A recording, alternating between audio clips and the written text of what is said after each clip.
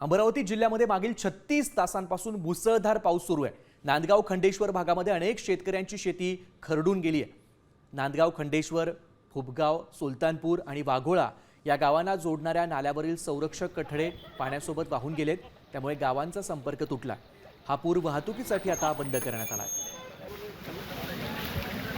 दरम्यान या ठिकाणचा आढावा घेतला आमचे प्रतिनिधी अमर घटारे यांनी। पाहूयात। हवामान विभागाने काल अमरावती जिल्ह्याला जो आहे तो रेड अलर्ट दिलेला होता आणि गेल्या 36 तासापासून अमरावती जिल्ह्यामध्ये मुसळधार पाणी जो आहे ते बसत आहे। त्यामुळे बघितलं तर नांदगाव खंडेश्वर तालुक्यातील हा जो सुलतानपूर जो रस्ता आहे तो अक्षरशः जो आहे तो खरडून गेला।